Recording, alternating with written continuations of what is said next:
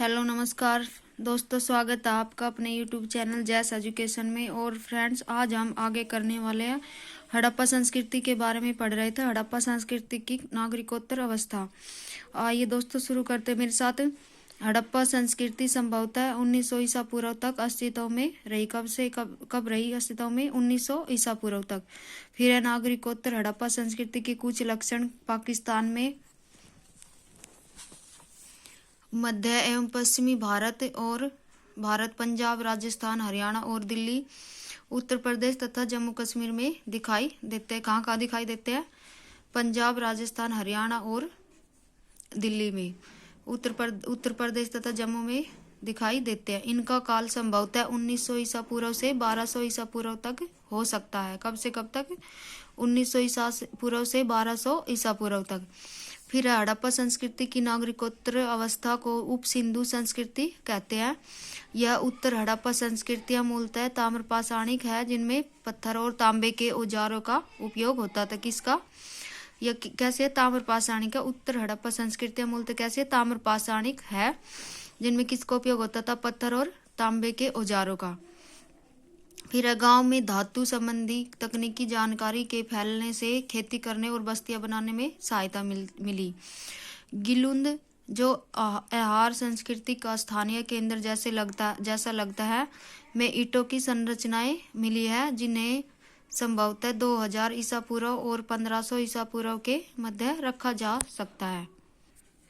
फिर 1000वीं बस्तियों में सबसे बड़ी दैमाबाद की बस्ती। किसकी बस्ती है? दैमाबाद की बस्ती है, जो लगभग 22 हेक्टेयर में बसी थी और जहां 4000 की आबादी रही होगी। इसके स्वरूप को आद्य नगरीय कहा जा सकता है, परंतु अधिकांश 1000वीं बस्तियां ग्रामीण है। नागरिकोत्तर हड़प्पाई बस्तियां स्वात घाटी में मिली है। यहाँ लोग पशुचारण के साथ साथ अच्छी खेती करते थे। स्वात घाटी के निवासी चाक पर लाल व काले रंग वाले मृदभांड तैयार करते थे। भारत में स्थित पंजाब, हरियाणा, उत्तर प्रदेश और जम्मू में अनेक उत्तर हड़प्पा स्थलों की खुदाई हुई है। इनमें जम्मू में मांडा, पंजाब में चंडीगढ़ और संघोल, हरियाणा में दौलतपुर एवं उत्तर प्रदेश में आलमगीरपुर और हुलास उल्लेखनीय है। आलमगीरपुर में उत्तर हड़प्पाई लोग संभवतः कपास का प्रयोग धागे के लिए करते थे। किसके लिए करते थे? आलमगीरपुर में उत्तर हड़प्पाई लोग संभवतः कपास का प्रयोग धागे के लिए करते। फिर हड़प्पा संस्कृति की उत्तरकालीन अवस्थाओं में कुछ भारी औजार और मृदभांड पाए गए हैं, जिनके संकेत मिलते हैं कि सिंधु घाटी में बाहर के लोग धीरे धीरे प्रवेश करने लगे थे।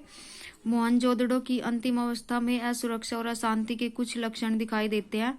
आभूषणों की निधियां स्थान स्थान पर गड़ी मिली है और एक स्थान पर आदमी की खोपड़ियों का ढेर मिला है। हड़प्पा की अंतिम अवस्था के एक कब्रिस्तान में नए लोगों के अवशेष मिले हैं। किसके? नए लोगों के। फिर जहाँ नवीनतम स्थलों पर नए प्रकार के मृदभांड है। पंजाब और हरियाणा के अनेक स्थलों पर लगभग 1200 ईसा पूर्व के उत्तरकालीन हड़प्पा मृदभांडों के साथ साथ धूसर मृदभांड, ग्रेवेयर और चित्रित धूसर मृदभांड PGW पाए गए हैं, जो आमतौर पर वैदिक लोग से जुड़े। किससे जुड़े? वैदिक लोग से जुड़े हैं। दोस्तों, इस हड़प्पा तक का यहीं तक था। अब हमारा आगे शुरू होने वाला है ऋग्वैदिक काल। अब हम पढ़ेंगे ऋग्वैदिक काल के बारे में आगे। ये आइए दोस्तों शुरू करते मेरे साथ। फिर ऋग्वैदिक काल के बारे में मूल निवास स्थान और पहचान क्या थी? आर्यों का मूल निवास आल्पस पर्वत के पूर्वी क्षेत्र के आसपास बताया जाता है। किसके? आल्पस पर्वत के पूर्वी क्षेत्र के आसपास बताया जाता है, जो वर्तमान में यूरेशिया कहलाता है। क्या कहलाता है? यूरेशिया कहलाता है। फिर मैक्स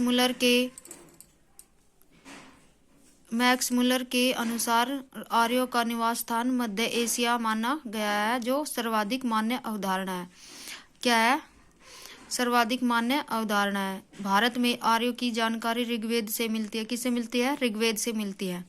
फिर इस वेद में आर्य शब्द का उल्लेख 36 बार हुआ। कितनी बार हुआ? 36 बार हुआ है। आर्यों का मुख्य व्यवसाय पशुचारण था एवं कृषि का स्थान गौण था। क्या था? कृषि का स्थान गौण था और व्यवसाय क्या था? पशुचारण था, पशु को चराना, पालना। फिर आर्य समाज पुरुष प्रधान था। क्या था, पुरुष प्रधान था। पालतू घोड़े पहली बार ईसा पूर्व छठी शताब्दी में काला सागर और यूराल पर्वत के क्षेत्र में प्रयोग में लाए गए थे। किसके? काला सागर और यूराल पर्वत के। फिर 3000 ईसा पूर्व यूराल क्षेत्र में घोड़े की लगभग 60,000 अस्थियां मिली। कितनी?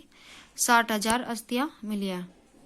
फिर ये इसमें दिखाया गया है दोस्तों, आप देख सकते हो। भारत में आर्यों का आगमन कहाँ का हुआ था?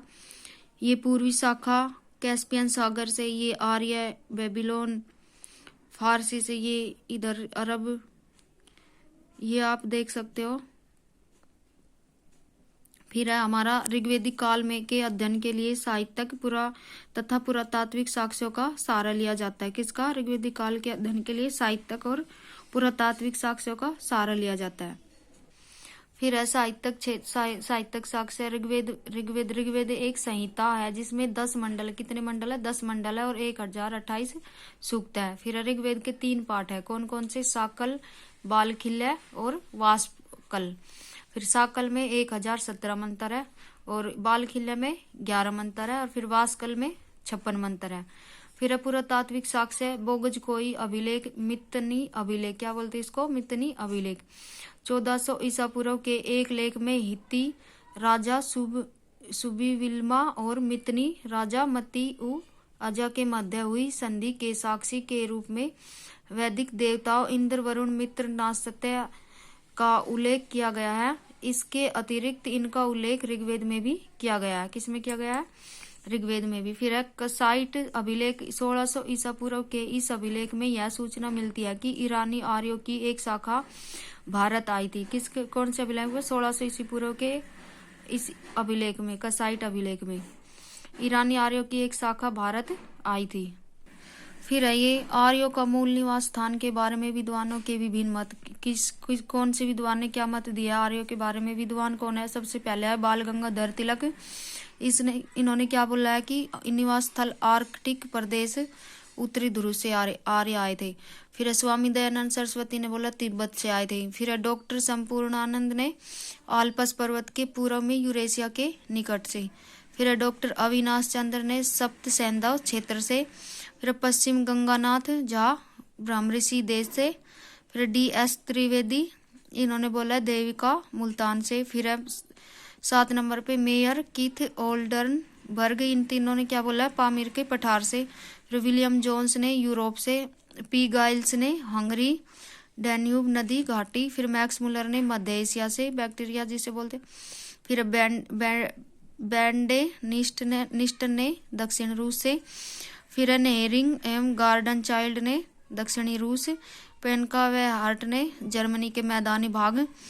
LD कल्ला ने कश्मीर व हिमालय क्षेत्र। रोड्स ने बैक्टीरिया। फिर ऋग्वेद की रचना की तिथि। विद्वान और अनुमानित तिथि क्या थी? जैकोबी 300 ईसा पूर्व, मैक्स मुलर 1200 से 1000 ईसा पूर्व, तिलक 6000 ईसा पूर्व और मान्य तिथि 1500 से 1000 ईसा पूर्व। विंटर ने नीत्स 2500 से 2000 ईसा पूर्व। धन्यवाद दोस्तों, आज के लिए इतना ही। फिर हम आगे करेंगे अगली वीडियो में ऋग्वेद के पूरी डिटेल से पढ़ेंगे ऋग्वेद के बारे में।